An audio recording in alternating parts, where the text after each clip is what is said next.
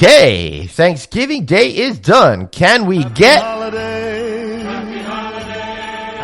We can get... We can get on with more. Oh yeah, let the holiday season begin. Do you live, eat, and sleep the hotel industry? Looking to brush up on your game? You've come to the right place. Welcome to No Vacancy, the hospitality industry's #1 podcast with your host, Glenn Hausman.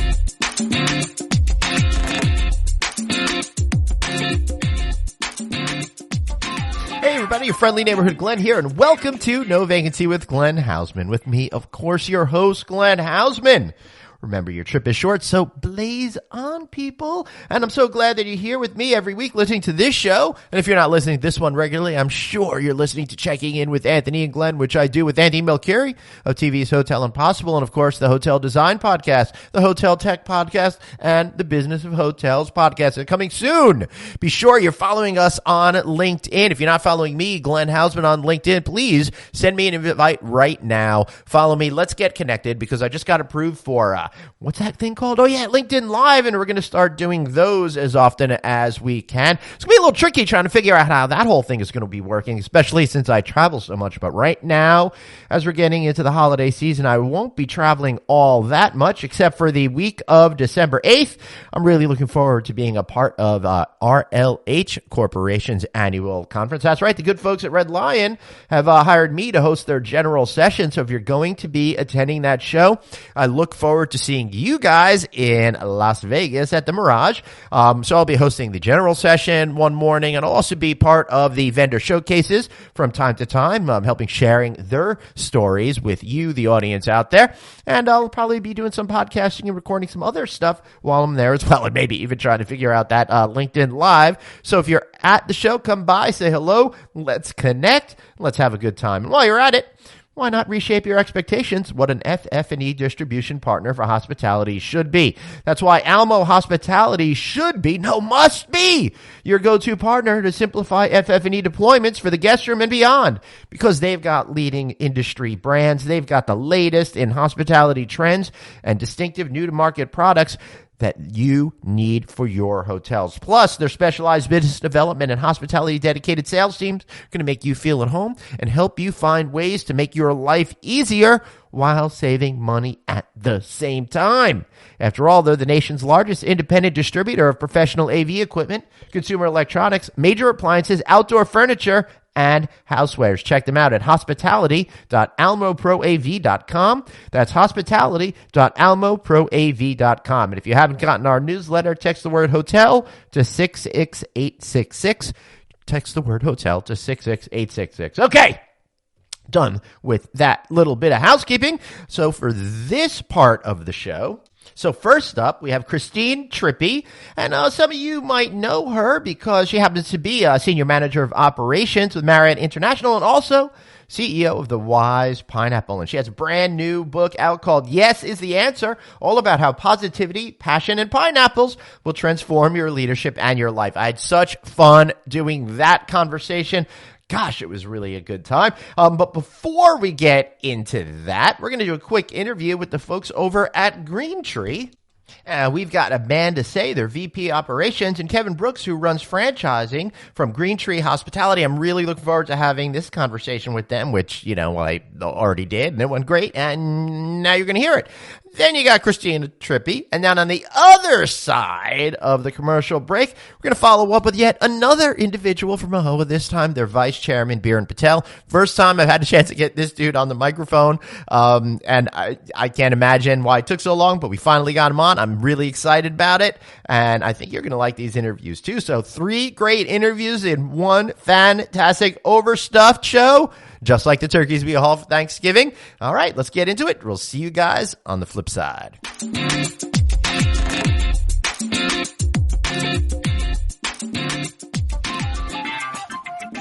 I'm excited because we're going to be talking to a brand that's been in the United States for 4 years, but has been around for a lot longer than that. Believe it or not, they have 2,500 hotels, mainly in China, but they are a force that I think is going to be reckoned with here in the United States. And that company is GreenTree Hospitality. And I have with us Miss Amanda Saye and Mr. Kevin Brooks, who's the managing director, and Amanda is a VP of franchise operations.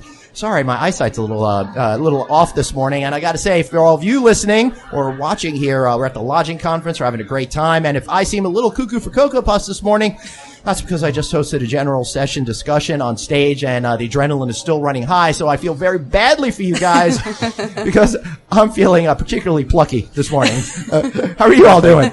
Doing great. Yeah, so I think maybe the best part to start is let's orient people, get people to understand what GreenTree hospitality is, what makes you different. Why do I think that you guys are going to be out there in the marketplace and that force that's going to be taking up? So let's start with the story of how the brand came to the United States from China, why and how important was that event for the company overall? Kevin, you look like you are dying to answer that question. Well, first of all, thanks, Glenn, for having us this morning. Sure. Appreciate the opportunity.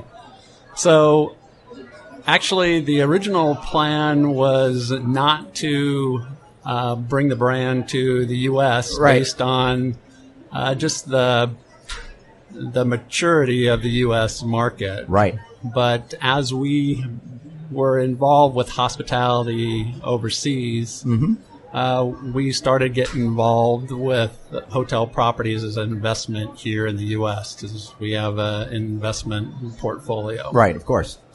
So, long story short, we got involved with some ownership groups and were involved in listening to a lot of the hotel owners complaining about different aspects of the brand, and we saw that there truly was a niche for a new brand that was owner-centric, that, since we're owners, we're operators, we also understand the plight of the home or the hotel owner. So yeah, we saw the space. I like that you say opened it. I like that you say the plight of the hotel owner because it's always a challenge, for hotel owners, and especially there's sometimes the brands and the ownership have overlapping goals, but they have conflicting goals as well. So there's some sort of Venn diagram image that you would have over there, exactly. right? But I do think when there is ownership of hotels by the company that's putting them out, it keeps everybody kosher, so to speak, right? So keeps you honest. Yeah, it keeps you honest. So Amanda, already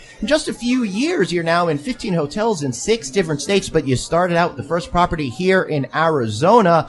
How did that story start to come together, and where is this all going to be headed to in the next couple of few years, do you think? Sure. So brought the brand here in 2015, right. Converted our Phoenix Sky Harbor Hotel, and eventually kind of started scaling the brand through our systems, launched our loyalty program at the end of 2016, and started to build the platform to be able to franchise. Brought on our first franchise at Q4 of 2017, and saw that, we went through a couple system conversions to try and make sure that the platform was scalable, got our systems in sync, and started scaling the loyalty program as well, and continue to franchise. We have 11 franchisees total at this point, and 4 corporately owned. In the next couple years, our goal by the end of this year is 20 properties, and continuing to grow from there, looking at 50 by the end of 2020. Wow, that's pretty exciting. So, Kevin, I'm very curious to know. I want to know about the DNA on the brand. What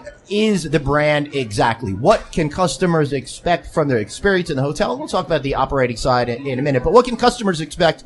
What is the brand positioning and all of that kind of good stuff? So we're in the limited service space for a majority of our portfolio. We do have a boutique line and soon to have an extended stay line, but we really are in the limited service, select service space. And it's about doing basics right. Right. We're eco-friendly. It's in our name. Green. That's right. GreenTree. We go to great lengths to make sure that we're eco-friendly properties, providing the basics done right. The limited service space, fair price, clean rooms, good Right. service, great Wi-Fi these days, so you can listen to your podcast. Yes, thank you. And so, and the videos that we're doing, you need a little bit more bandwidth for that. So I hope your internet can handle the rigors of me talking to a camera for way too long. So that's it. That's, so that's basically where we're at. But on the franchise side, it's because we're owner-operated, we look at things from our ROI perspective to make sure that we're not layering unnecessary things. Right, that'll just add extra costs without the ROI and benefit. And because we're a conversion brand or a conversion brand, either or. we try to have each of the hotels reflect the area that it's located in. Great. So it's not a one-size-fits-all. We want to tailor the experience to... So your experience at our GreenTree Phoenix Sky Harbor, which is an airport hotel, is going to be different than Sedona, right, or Flagstaff, or any number of our other locations in terms of Pasadena. We want it to have a feel of that area, and that's part of the platform. So what we're really talking about here is creating a brand that does have some sort of standard, so everybody knows what they're doing, but has that flexibility built within it in order to reflect the types of people that are going to be staying at that particular hotel and the neighborhood that it's within. Because I would think the experience that somebody wants to have in Phoenix Sky Harbor Airport is quite different than that Sedona property, right? Right, exactly. Yeah. All right. So how do you go about adapting the product, if at all, when focusing on a Chinese audience to an American audience? Because I've been to China, and Chinese are a little bit different than Americans and what their expectations are.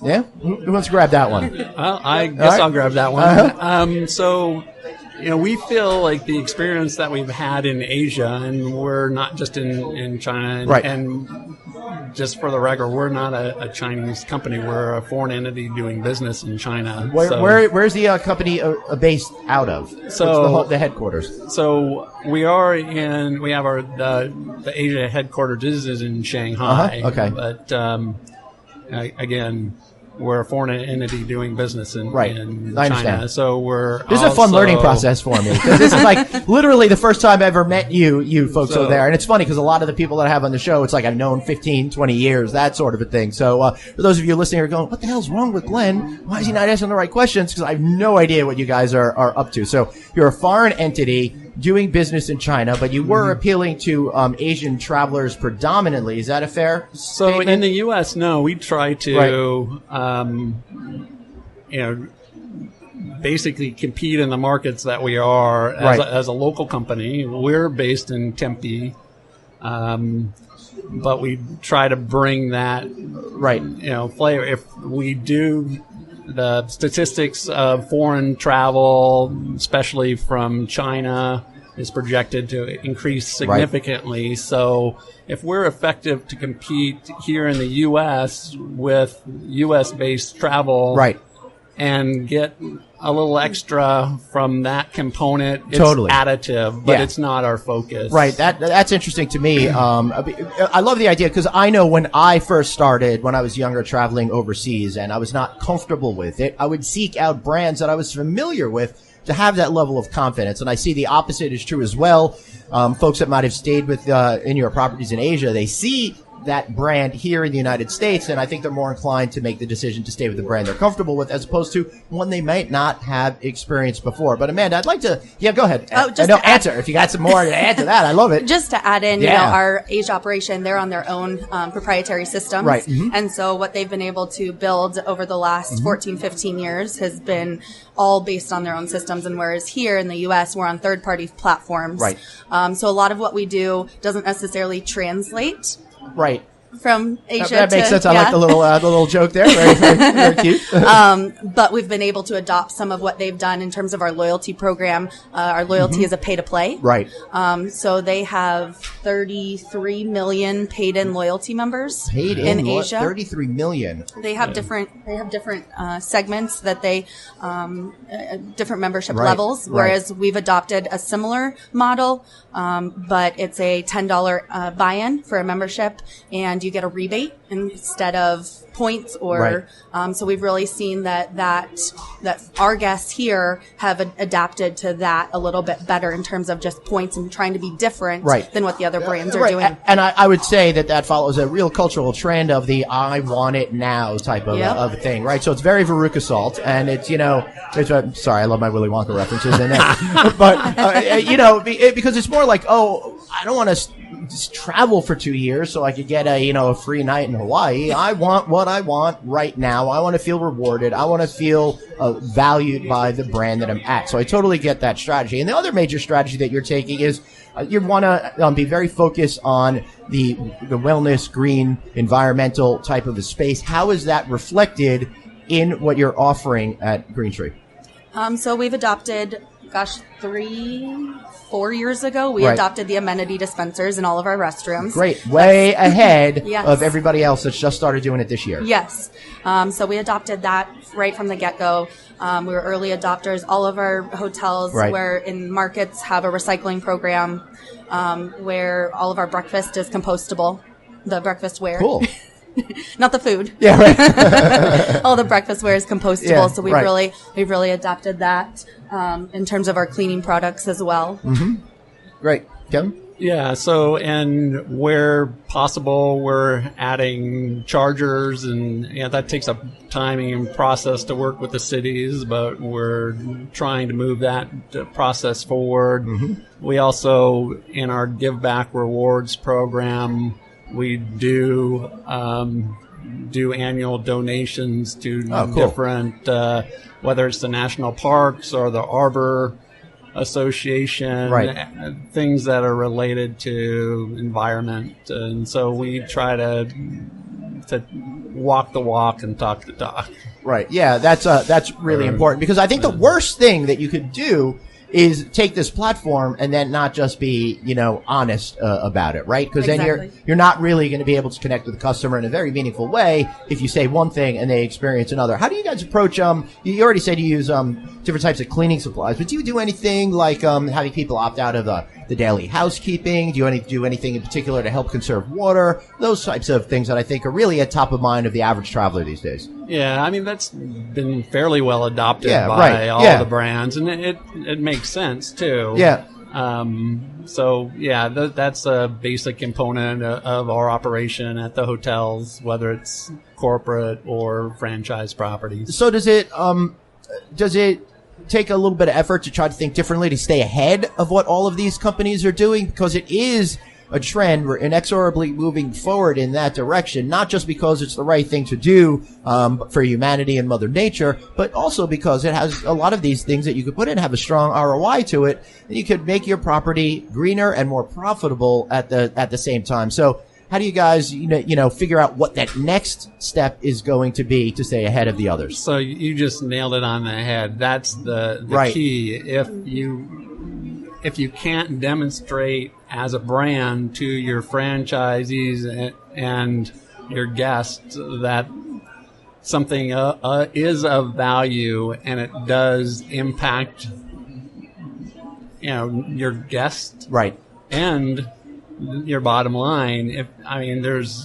It'd be great to have solar on all the properties in areas that such as here in the desert. Yeah. Right. But again, making that kind of a mandate, so you have to balance the. That makes a lot of sense to me, Kevin, because it's really about the ethos, not the specific strategy or tactics that you put into it, right? So it sounds to me that you take a look at where their property is and the fact that it's a conversion brand. There might be distinct opportunities at one property that might not be available at another, right? Right. Yeah. So why should owners invest in you guys? What's your value proposition? How are you going to help them make some money? So the bottom line is that we're basically a full-service franchise platform at soft brand pricing. So we have a very good value proposition to the franchisee. We have a bundle of services that we provide, including revenue management and procurement and many other things that most people have as an add-on. Most groups have that revenue management piece as an add-on for an additional compensation. It's part of our package of franchise features and something that we feel strongly about that shouldn't be an add-on.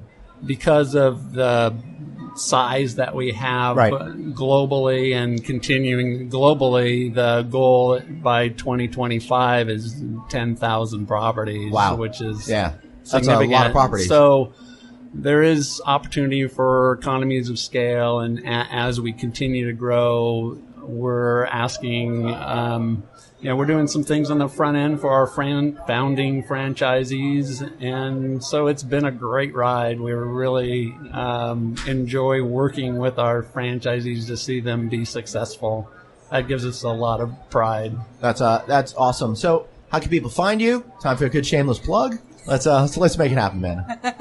What do you? Just tell us how they can find you. If people are interested in joining, how could they reach out to you? You can reach out at GreenTree.com or Kevin.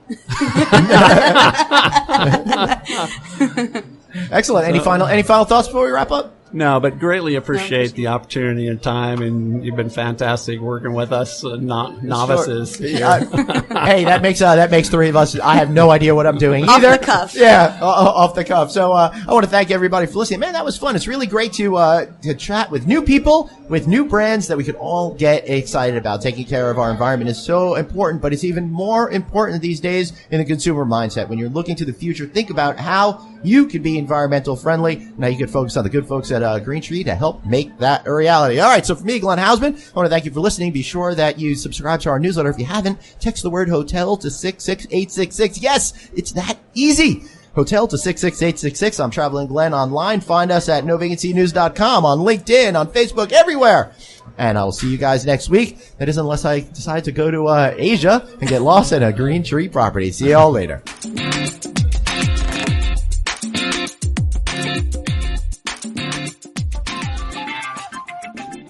I told you the GreenTree people were pretty cool. Now let's go listen to Christine Trippi. I had such fun doing this interview. I know I said that before, but I really had that much fun. Enjoy.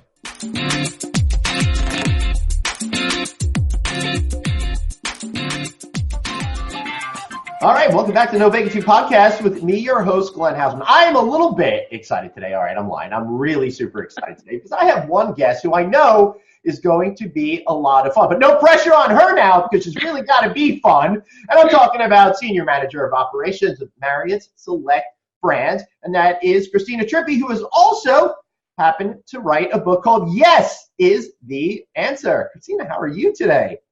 I'm amazing, Glenn, and this is going to be the most fun because I am the director of fun. Yes, you certainly are. I mean, I got to tell you, you are such an exciting, bright personality. It is just such a pleasure to be talking with you and to know that even if I'm a complete failure in this interview, you're going to be so awesome and just carry it all the way for us. I will do it. All right. Excellent. I was glad that yes was your answer because it would have been really terrible if we started off this conversation with you getting into the nose right away. Right. I love it. So I think before we get into Yes is the Answer, which is really a book about the steps and always how to respond positively. And I think that's something that we all need in our lives. I'm getting so sick and tired of the toxicity that I'm seeing out there in the world, be it in particular in social media where people feel like they can say whatever they want, but also in the hospitality environment where a lot of times I'm finding that the labor pool isn't as aggressively friendly and accommodating as possible. How do you see the overall sense of what's going on there? Oh, I see it everywhere. And it's funny because throughout my hospitality career, I've always said, gosh, I wish I would run into me when I'm on vacation. Right. Because I'm always trying to make amazing experiences for my guests. Right. And you just don't see it out there. And so writing this book, I had two goals. One was if I could share 2 tips with all service providers, it would be 1, how to always respond positively every single time, and 2, how they can change the world one yes at a time. And that is what this little snack of a book is all about. I love it. A little snack of a book. Sounds Sounds like a real tasty treat to me, because anything that really it enhances and accentuates that positivity, I think, is absolutely fantastic. I am one that, unfortunately, I think I was born an optimistic personality. I don't carry the weight of the universe on my shoulders that other people do. So it's a little bit easier for me to be sad for a minute and then get that positive spirit back. But I know a lot of other folks have a hard time focusing on that and creating those little positive moments that I fundamentally believe, when stacked on top of each other, can make massive changes, even if it just starts with a smile. Absolutely. And a yes. Excellent. So before we get into maybe what some of those tips are, and I don't want to give away too many calories from your snack of a book, but I do want to talk about a little bit about you being Senior Manager of Operations with the Marriott Select brand portfolio. What does that mean? What do you do? How do you fit into the entire hospitality universe? Oh, fantastic. Well, when I started with Marriott, I was general manager at the Courtyard here in Chicago, Illinois. And for the last 4 years, I've been in this role where I cross the country every week and I visit hotels, helping them to achieve legendary service. Right. And I always like to describe my job as I'm Anthony, but only I'm really nice. Right. Of course, is referring to Anthony Melchiori of Hotel Impossible, yes, and co-host for the Checking In podcast. And I got to agree with you. I will say, yes, you're much nicer than him. That's right, Anthony. I just sold you down the river. I love Anthony, too. He's awesome. I know. All right. So I always describe my job. Mm-hmm. Yeah. So the question that really I think everybody is burning to know is, why do you people in Chicago insist on calling deep dish pizza pizza when it's nothing like a pizza at all? Because it's amazing, and everybody in the world knows it's number one. Oh, it's amazing. I don't discount the quality of the product that's being served to me with 45-minute waits, but I do wonder why you call it a pizza when I think whoever's in charge of branding there in Chicago could have done a much better job of creating their own category. It's a pizza pie. All right. So I guess it's going to be East Coast New York pizza versus Chicago pizza. We're going to have to take this down to the street. So write us, drop me a line here at Glenn at rouse.media as to why New York pizza is better than Chicago pizza. But back to the service at Hashtag lose. Yeah, right. So Christina, where do you think we are in terms of the ability to deliver great service in hospitality? And I do know that you and Marriott have been very focused on trying to enhance and accentuate that that aspect of this hotel stay, because it makes such a big difference to everything in the hotel. It can make a massive difference. I'll share you just a little example from when I was the general manager at the Courtyard. When I took over that Courtyard, it was a red zone property. It was one of our legacy properties, which is a 30-year-old property. Right. And it was in not a beautiful area. It was in Waukegan, Illinois, a little bit of a depressed area. And it, again, like I said, it was a red zone hotel, which is below the brand average threshold to be acceptable. Okay, so it's not within 20 yards of scoring a touchdown. Exactly. So when I took over that property, everybody was like, "Oh, this is going to be a project and da da da." And well, I love a project. Yes. Like I said, I'm like Anthony. So at any rate, starting the position within 6 months, we were not only out of red zone, but we were green zone. We were number one on TripAdvisor. We were in the top 5% of all of Courtyard. We were ranked 45th out of 1,000 courtyards, and we were one of the oldest courtyards in the system. We didn't have a brand new staff. We didn't have a brand new renovation. We did it all through being the cleanest, being the friendliest, and being fun. And that is what we did. So how do you go about and turn around a corporate culture that was depressed and they probably felt like they couldn't do it, and why bother, into being able to say, yes, we can, and yes is the answer? Mm-hmm. Well, there's a lot I could debrief in this, but for the very most part, to drill it down, it all starts about your culture. Mm-hmm. And I'm not smarter than anybody in any room. I'm just your average girl. But the reason why I've had award-winning properties in almost every single hotel I've ever been in for my 30-year career is because of the culture that I bring to my hotels.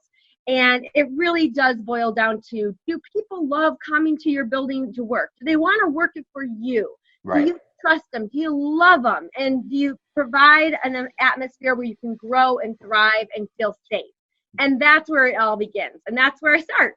Nice. I love it. So what are some tips that you could do to get people to feel really great about themselves in the hospitality workplace environment, so that they start to imbue themselves with that positivity and are able to put that positivity back out into the universe and raise the entire property experience? Awesome. Well, for taking over this property, whenever I take over a property or begin a new property, I will always do a big rally. Mm-hmm. And because it is so scary when your general manager changes or your boss changes. Right. It's terrifying. You've got to reprove yourself. You don't know what their direction is going to be. So I always start with a big rally. I let them know, get a little more insight on me. Mm-hmm. And then I always do, I ask the whole group, what do you want out of an amazing work experience? And we write it all down, and we all commit that we're all going to deliver this in order to have a great work experience. So just to give you a little insight of that, just a small snap. Then we hang that, we all put our handprints on it, and we sign it, and we all commit to it. And it starts with letting them know, it's a 5-step strategy, really. Right. Having a vision, where do we want to be? Then having a strategy, how are we going to accomplish that? Being the cleanest, friendliest, most maintained, and fun. Mm-hmm. And then what's the plan? Here's our plan. How do we call each day a win? And then it's about measuring, correcting, adapting, plot twist, change. And then taking from there. But it is also about being inspirational and managing. Right. Because you can't just be this fun, happy, rah-rah girl or guy and then not hold people accountable, because it's about the accountability. And this is really funny. My housekeepers, when I first started there really wasn't an inspection program. And I started with my particular program that I do. And immediately you think as a leader, oh, they're not going to like me now or that. You need to be stronger than the resistance. Right. And once I started doing the inspections, not only did you see the growth in them, but you saw them outside the room going, oh, how is my room? They worked so hard. And for years, nobody even looked at what they did. They were so excited that somebody was looking at the hard work that they do every day. Wow. So we went from having scores in the mid-60s and this is on our guest voice platform. So what the guest is saying in the mid-60s, which is low, to being consistently in the mid-80s, which for the brand, across the brand, that was about 10 points above that brand average. So how did you go about, it's not just about inspections and saying, hey, I'm here, I'm going to look at everything, because people could see that as, oh, this new person is coming in and going to tell me what to do.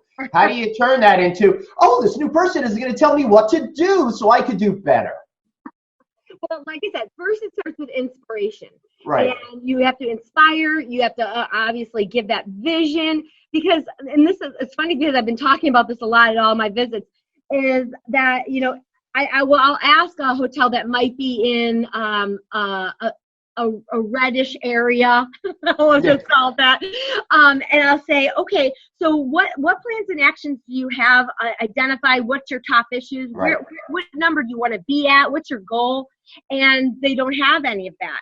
So what I like to say is, if you don't have that plan, then all you do every day is show up and respond. Right. You're not able to get 500,000 feet above your business and have a plan to get in there and know how you win every day. That's a great point. Yeah, because if you're reactionary, you're not being proactive. You're on the defense instead of being able to set up an offensive operational system. Exactly. And people who are living in that reactionary mode hate their job. Right. Show up every day with SHIT. And you feel like this victim, like there's nothing I can do. I'm just this person that's getting beat up every day. But when you are proactive and you have a vision and you have a strategy and a plan, you can be a Viking. And so many of my leaders, I'll ask why. Okay, what are your blocks of success? Why are we not at our goal? Well, we need a renovation, or we're near the airport, or we have we're in a bad location. Whatever. Right. These are all things that are out of their control. So what I like to say is, okay, you know what? Let's move that. I appreciate that. Let's move that aside. When we're the cleanest, when we're the friendliest, and we're the most maintained, then we'll talk about that. But right now, we want to focus on what we have control over. Your culture, your cleanliness, your service, and your maintenance. Those are the things you have control over. This is where you need to be focusing all your time and energy. Don't focus on the things you have no control over. Right, and I think that goes to the larger lesson in life. It's about focusing on what you have control over and getting rid of all of the angst about the stuff that you can't control. I had a conversation that is very different but very similar with one of my kids last night about procrastinating and why you shouldn't do that. And every minute you're not getting something done, you're thinking about how you haven't gotten that done and using up all of that mental energy and creating a sense of negativity around whatever chore or project that you have to do. But if you just get it done and be proactive about it instead of reactive about it, it sets you up emotionally to be in a much, much better space. So that was my lesson to Jake, and makes a whole lot of sense, I think, in the context you're talking about as well. Absolutely. And then you know how you win every day, because the goal ultimately is the lag. It's at the end of the year, or it's at the end of the whatever. And you're not going to get there unless you know how to measure it every day. Right. So if I know that my non-negotiables are my inspections, my huddle, and my leadership meeting, those are my non-negotiables. I, at the end of the day, can go, I had a win today. I won today. And they're going to get to your end goal.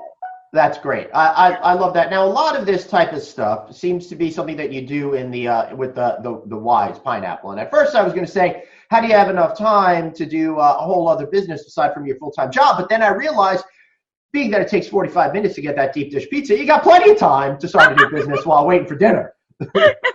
Absolutely. Yeah. No, well, as you can already attest, and when we met, I think we already established we both have an insane amount of energy. Right. Mine's all smoke and mirrors. I'm actually sleeping on the inside kind of guy. Okay, well, you appear to have all that energy. And being a general manager of a select brand hotel is all encompassing. I mean, I drove 3 hours a day and I worked 12 to 16 hours a day. Right, of course. It is all encompassing.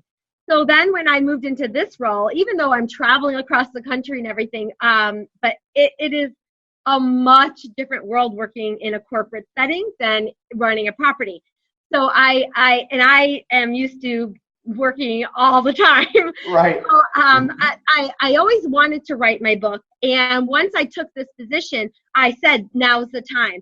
Every time I'm on an airplane, I'm going to start writing. And that's kind of how Yes is the Answer was born. And then from there, I just, in establishing my Wise Pineapple, I have a private Wise Pineapple group. Right. And I've got about 4,000 followers on there. And I get a lot of, how do I get you to my property? Or how can I have your perspective brought here? So I started to do workshops and keynote speaking on my philosophy and my hospitality philosophy and my Yes is the Answer. That's great. What an exciting thing to be able to do, to take all of that practical experience and knowledge you have, and then to be able to distill it and synthesize it into something that others can quickly learn from, so they could be better in their careers. So the question I got for you then is, how many flights did it take to write this book? Oh, that's so great. Well, that's so funny. I wish I had counted that, but I would say I probably was writing it for about a year, and then about 3 years figuring out how you self-publish and find editors and stuff like that. Wow. Well, again, congratulations. It's such a big deal to write a book, and it's such a major accomplishment that you were able to focus on something for so long, not procrastinate about it, and reach your goal. And here you are today, having made such an accomplishment. Again, the name of the book is Yes is the Answer. So what are you trying to bring to the industry overall with the book and Wise Pineapple and all of this stuff that you're doing, even what you're doing at Marriott? Well, my whole Wise Pineapple, the whole concept is I help leaders and organizations have sweet hospitality, sweet cultures, and sweet results. And so it all wraps around that, your hospitality, your culture, and the results. And I'll tell you how the Wise Pineapple came to be. So I knew I was taking this position, going to be on the road, and I really wanted to name it the Pineapple Express. Ha! But then I was all known for marijuana. I know nothing about that. Yeah, nothing about that. Nope. So, but I really wanted that name, but because of that connotation, I was like, okay, I can't do that. Well, and I said, the pineapple is a symbol of hospitality, and we are all smart hospitality people, so I thought I'll call it the Wise Pineapple. Right. Every day, my mission from starting that group, that private group, was to share positive energy and hotel know-how from the road to help other leaders. Cool. So that's where that all began. And then just thinking about moving into this more of a business and whatnot, I think about the pineapple, and I love that little poem that says, be a pineapple, stand tall, wear a crown, and be sweet. And that is everything that I teach and do and talk about, is standing tall and being confident, wearing your crown and being empowered, and being sweet, leading from the heart. So that's really where it all kind of comes from. And everything I do is shaped around standing tall, being empowered, and leading from the heart. Beautiful. I absolutely love that. How do you stay positive? I mean, obviously, you're programmed that way, and in a lot of senses. So you're already ahead of a lot of other people because of your chemistry of your brain and body. But how do you, when things aren't amazing, awesome, how do you not get stuck in those moments and once again attain that feeling of positivity? Mm-hmm. Well, you are right. I'm programmed this way. I'm a happy girl. As soon as I put my contacts in, this is what you get. So I'm a happy gal. But there are things that, definitely I have things going on in my life, but I have a very positive outlook. And I do have little tricks. I'll give you one of my little tricks. Oftentimes we say, oh, it's Monday, I have to go to work, or I have to do my budget, or it's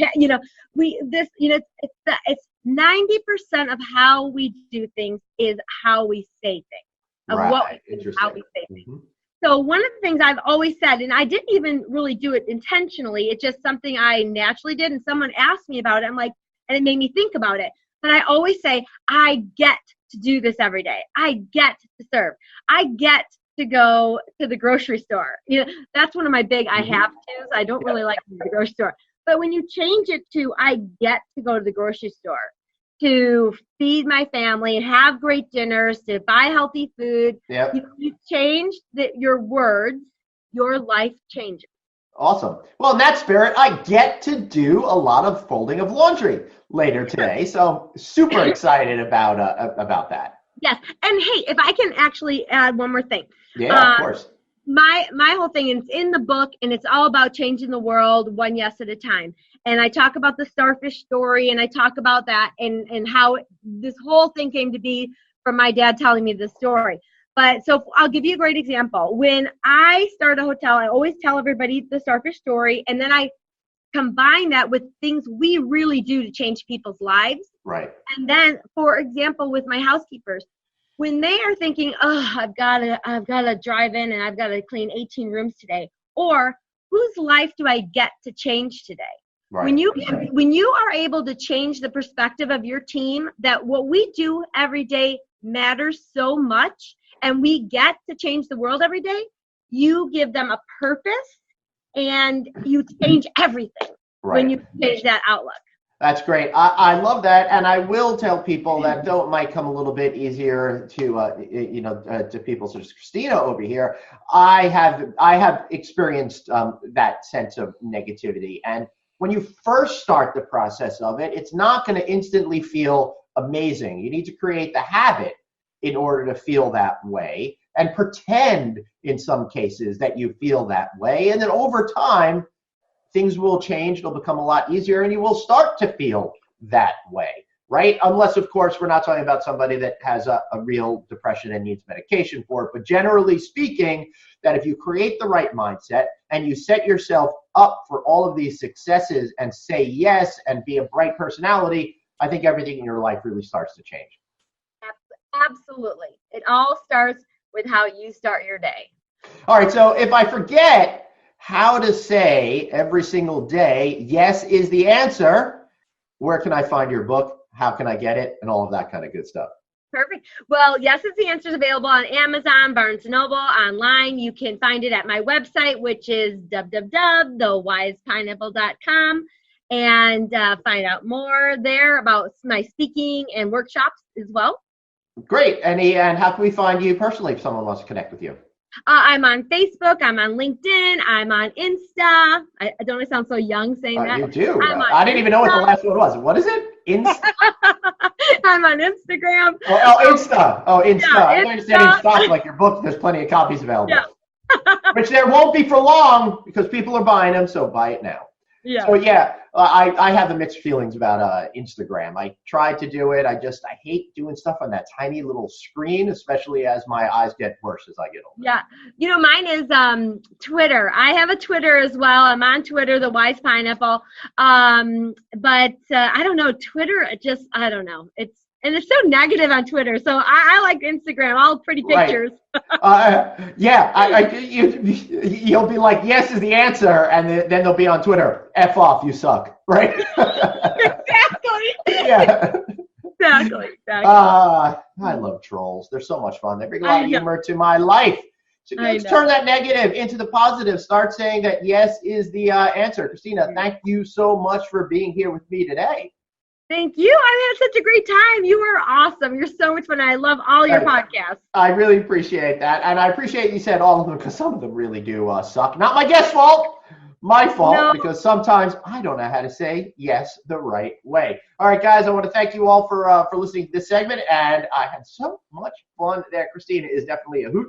Keeps the energy up. When you surround yourself with positive personalities, you will feel better about yourself. So think about the people that you hang out with, the ones that you're working with. Who are the great, bright personalities? Which are the ones that are going to drag you down? Try to stay away from the negativity and the ones that are going to drag you down. It's not going to help your life. It's not going to help your career. But one thing that will, get that book. Yes is the answer. All right, we'll be right back after this message with another great segment here on the No Vacancy Podcast. Right. Have a question for your host, Glenn? Tweet him now at Traveling Glenn. No Vacancy, the hospitality industry's #1 podcast. We'll be right back.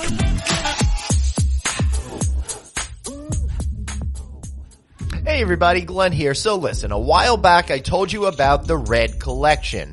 Red Roof's soft brand that was developed after comprehensive research into what travelers today truly desire.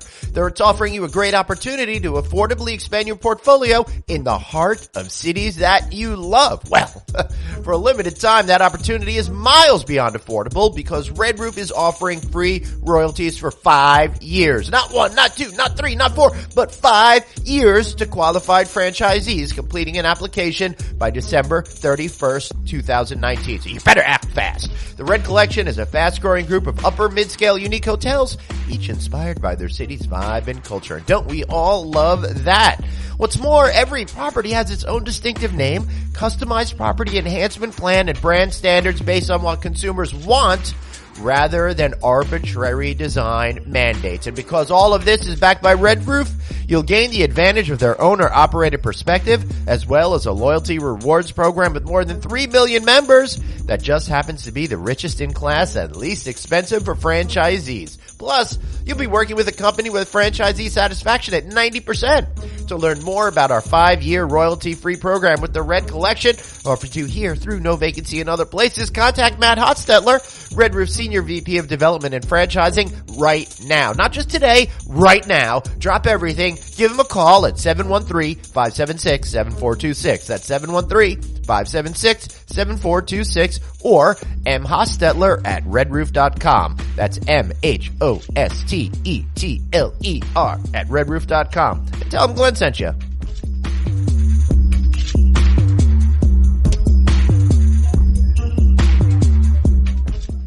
Anthony. AAHOA. I know. It's time. It's time to talk a little bit of AAHOA. I'm excited to be here today. Once again, we're broadcasting this episode from the show floor at HX, the Hotel Experience, brought to you, powered by AAHOA. Well, I'm very excited. Finally, got Biran Patel, Vice Chairman of AAHOA, I got to tell you, man, you have been avoiding going on the mic with me for a good 3 years now, and I'm glad to see we finally got you here. This is what I hear, Glenn, that I've been avoiding you. I haven't received an email, a phone call. Maybe somebody on the staff side is dropping the ball. I think don't so. know. Glenn lies a lot. All right, I am pathological that way, but maybe let's just blame it on the staff people. But it's so funny that I've gotten to know you over these last few years, and we haven't had a chance to do this, so I'm kind of excited. And man, oh man, are you in a fun position? You're getting to plan your annual conference coming next spring. You're here right now. You're in the thick of it. What is it like seeing you guys now powering this particular event? How's it working out? What are you feeling about it? Where are we right now? We are. I don't think we told the audience. I thought we said we were at the Javits Center here in New York City at HX, the hotel experience powered by AAHOA. So when you have two associations who are the heads of trade shows merging together and coming up with this, I think is genius. And I've just been here the last couple of hours, but with the traffic at this trade show, right, and with all the vendors here, with us merging together, I think it's a great move for both associations. This is the biggest trade show, the hotel show I've seen in years. Usually, people. I was a little nervous, to be honest with you, because the last couple of years hasn't been that great. And everyone's telling me, it's like, oh my God, it's the busiest I've seen it in years and years and years.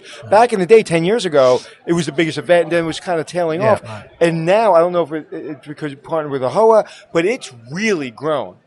Yeah, so when last year, this has been in discussion for about last several months, and the planning that they came to us, and we thought that it could benefit both associations, where we can bring some value to them on their platform by bringing more heads here.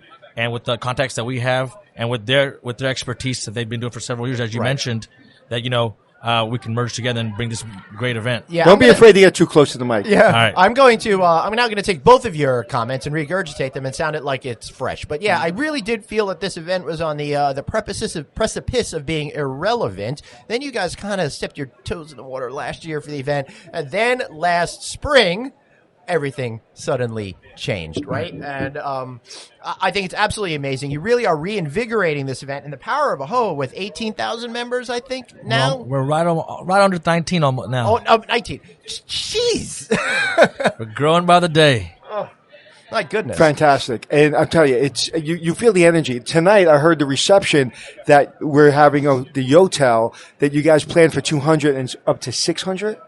That's what I'm hearing. Now, let's see how many show up. But I'm hoping we get at least, 400 or 500. What does the fire department think about that? We haven't talked to them about that yet. I'm just going to feel it's because I did that video promoting it with the event. That's why we're going to have so much things tonight. I'm so super excited for it. This has been a great event, but it's not the only event. You guys have your big conference coming up every single spring. I'm kind of forgetting where it's going to be. Is Dallas next year? Or is that 2021? 2021. Orlando this year. Yeah, Orlando. All right. So, as you all know, that we had our best conference this past April in San Diego. And so now I have my hands full trying to make even 31st annual conference even bigger and better. Yeah, that's rough. Well, I thought your best event was the one in Long Beach where I was the keynote speaker.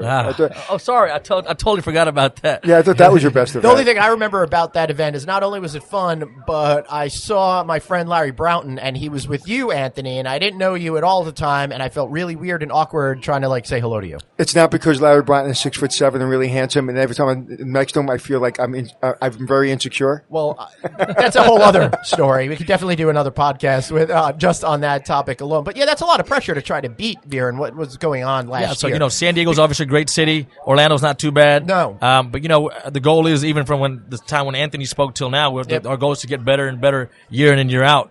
So, we're going to continue doing some things that we did in San Diego. Like, we're still trying to do a block party. The second night of our conference, like we did in San Diego. You're going to be able to do that in Orlando? Yeah, we're trying to. So it's not done yet, but it's in the making. We're trying to do it at Universal City Walk. Oh, sweet. Yeah, so we have 8-9 restaurants there that we're going to do a block party on the second night.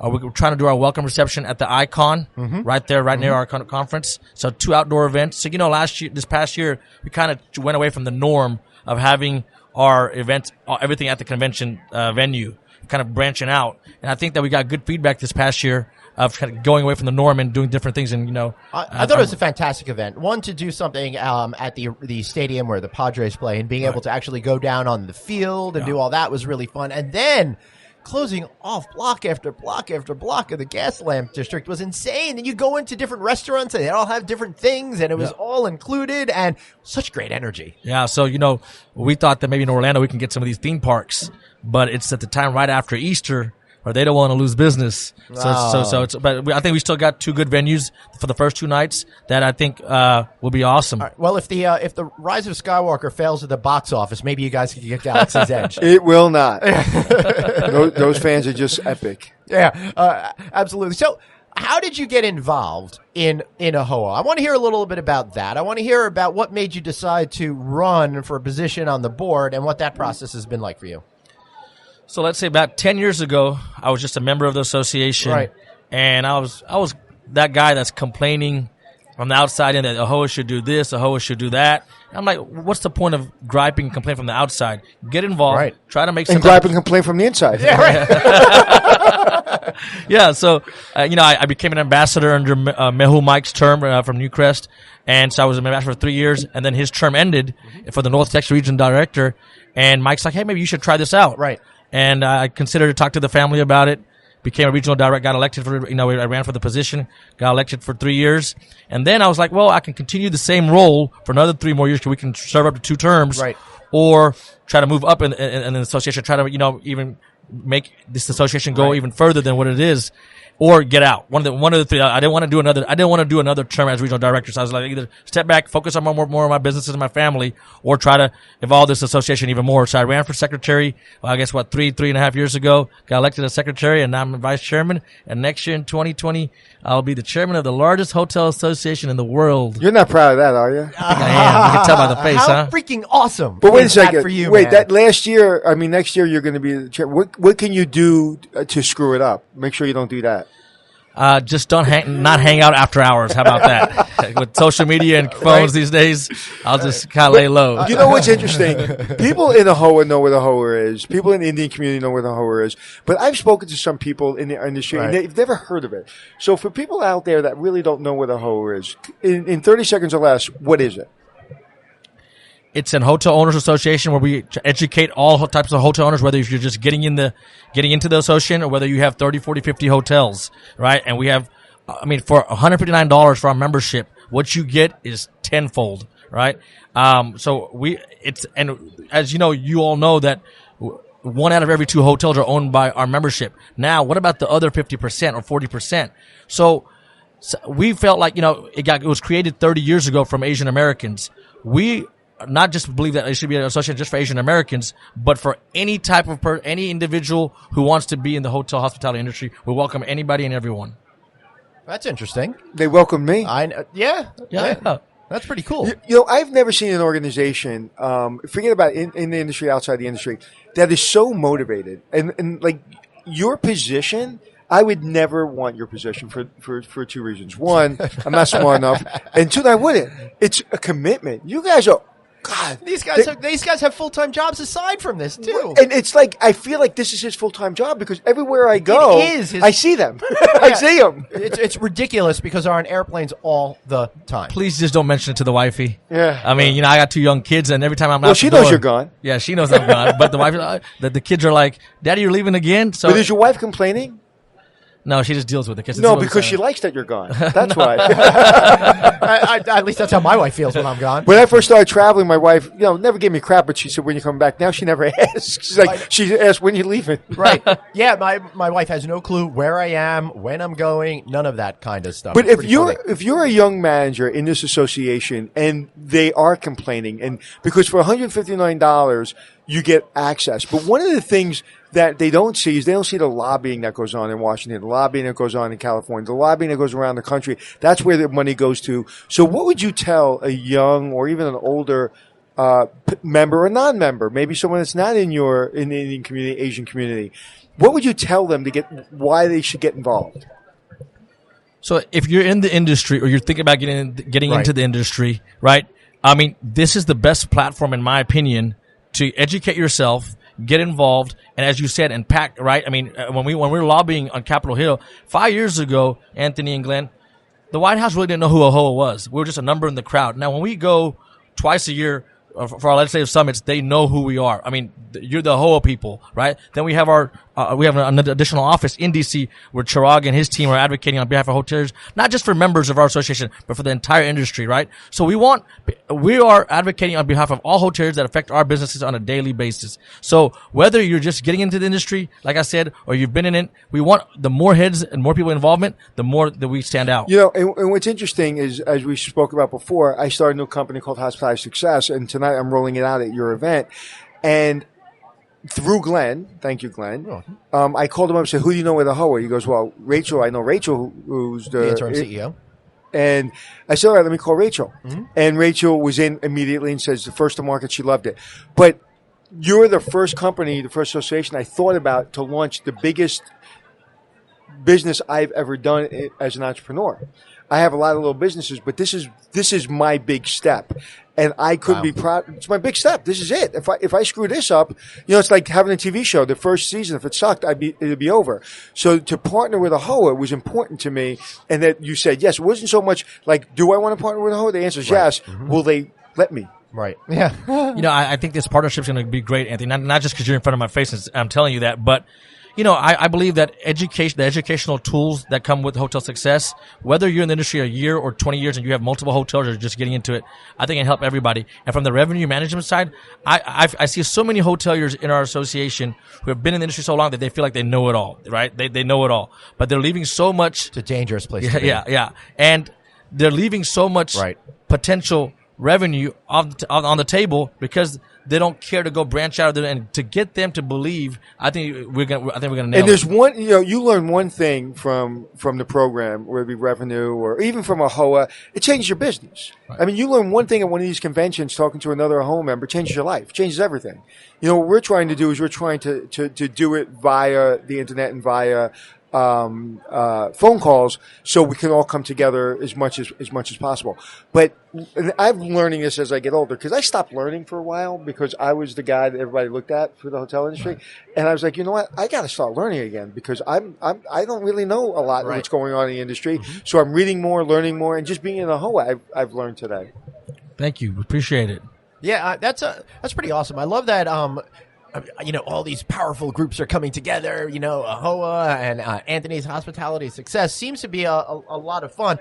What are you looking most forward to next year? I know it's too early to start thinking about what your platform is going to be as chairman and stuff like that, but as you're getting ready to be in charge of the organization, how does this fulfill your dreams? What are your expectations?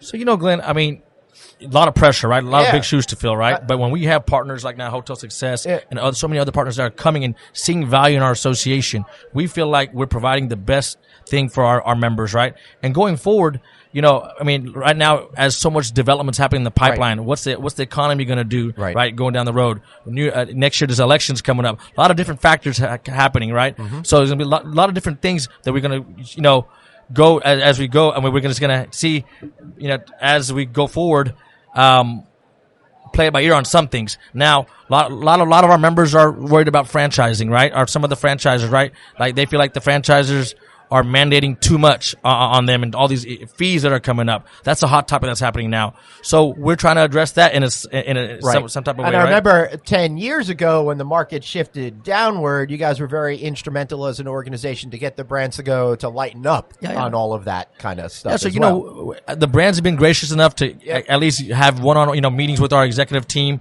and try to hear our voices out from our members' concerns. Can I be politically incorrect? I think I can. You said gracious enough. You guys have built a machine.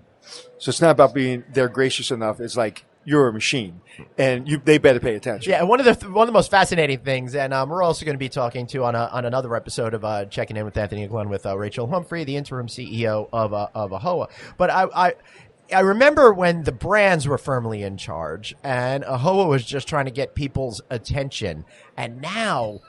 Vice versa. And vice versa. The whole thing is completely reversed, and it's amazing. But you know what they do well is they don't acknowledge that, and they're very humble about it. And you'll never get any of them to say any of that because they don't believe it because they're just working. So forget about all that. You've got a lot going on in your life. You've got this family. You've got a business. You're vice chairman of this association. How do you handle it all? How do you balance the stress in your life? How do you not go crazy? So I separate the AAHOA life and the family life. You know, when I'm at home before AAHOA and this heavy schedule, there would be a lot more guys' nights out. Now, when I'm back home, I try to stay, you know, with the family more. I try, even when I'm on the weekdays, with their schooling is, you know, get more involved in their homework and stuff like that. So just kind of try to prioritize, you know, when you're with the AAHOA and you got the AAHOA hat on, you focus on that. And then when you're with family and your businesses, I go to the office maybe once a week when I'm there, make sure all the operations are doing okay. So just trying to prioritize and kind of balancing all multiple hats. You have to. Because if you let the stress get to you, then you can't survive. You can't produce the best of your ability in all aspects. You're on the precipice of being in charge of one of the biggest organization or the biggest organization in our industry. What are you afraid of? Like, personally, you. Like, what are you? Yes, you want to live up to people's expectations, but, you know, we all need coaching. We all need help. We all need to get better. What personally do you need to work on to be the best at that job? Great question. Sorry, you have to answer it. No, that's fine. So, I mean, you know, as you said, I feel that there's pressure on me because the membership has voted me in for this position. Right? And I want to deliver what's in the best interest of the membership in this role in the 1 year that I have as a chairman, right? Obviously, it's continual, right? So what Jagruti and the past chairman have done, we try to enhance on that and then create more stuff for the chairmen that are coming up after me. So I feel like representing the membership to the best of my ability, and hopefully, look, there's always going to be some that might feel like you haven't done enough, but if I can get the majority of the membership to feel like I've given it all and represent them the best way I can, I feel like I've done well. Awesome. I like it. I think that's really beautiful. Any final thoughts from you, Biran? No, I appreciate, Glenn, you've been doing this podcast for a while. I listened to it. I appreciate it. Sorry it's taken a long time. And now we have also Anthony with us, which is even better. I feel like a rock star here with both of y'all sitting here today.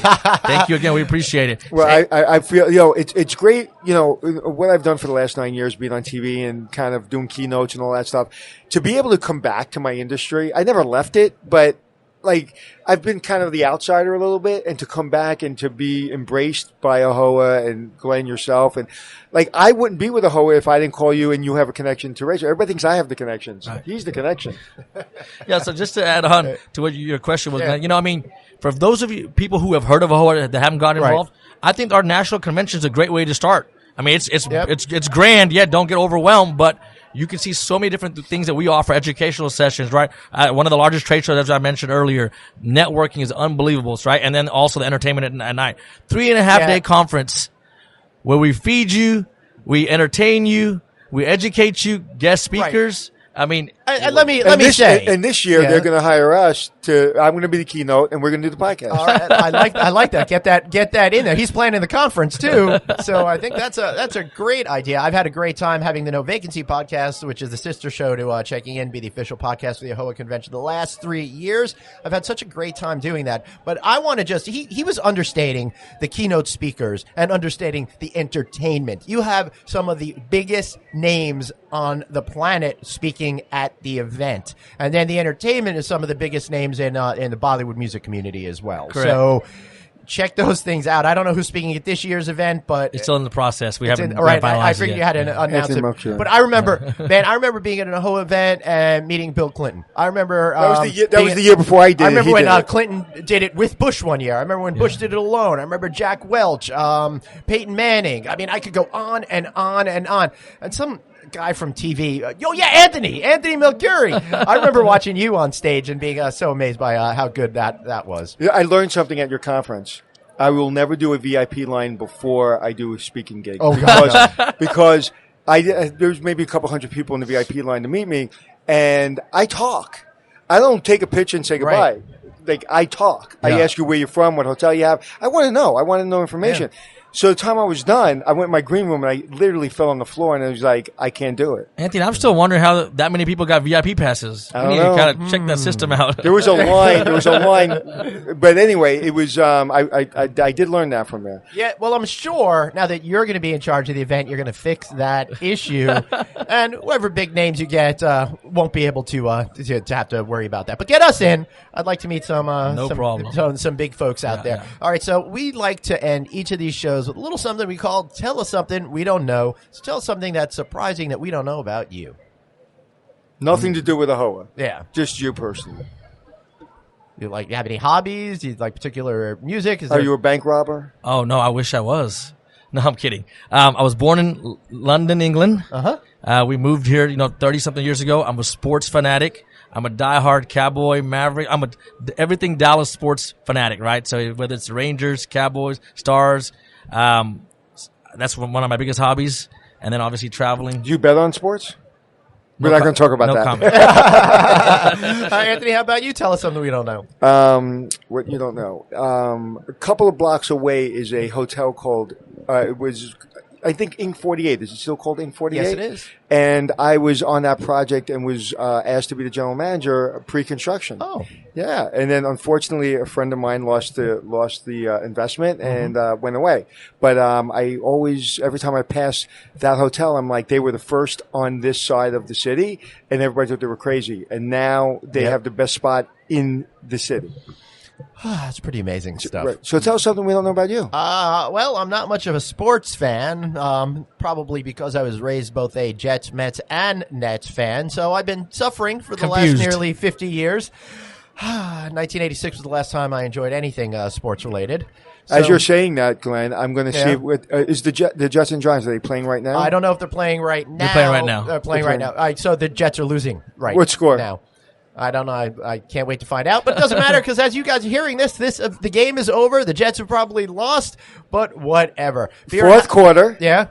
14:35 into the fourth quarter. The Jets have a record of 1-7. Giants 2-7, and the Jets are winning 31-27. Wow, that's great. They will screw that up in 14 minutes. Nothing I like more than breaking sports moments a couple of weeks before a show airs. But I love that. So, Biran, how can we learn more about AAHOA? How can we learn about the event? How can we become more engaged?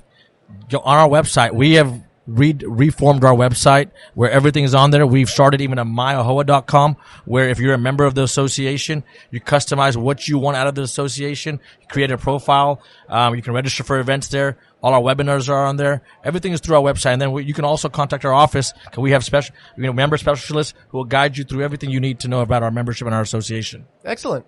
Anthony, how can we find you? Anywhere you want to be on the internet, Anthony Hotels. Great. And I, of course, am at Traveling Glenn. Like the checking in page on Facebook. Check us out on LinkedIn. Follow us there. Do the same for the No Vacancy podcast. We got a lot of great shows on our network, but most importantly, find it all at novacancynews.com.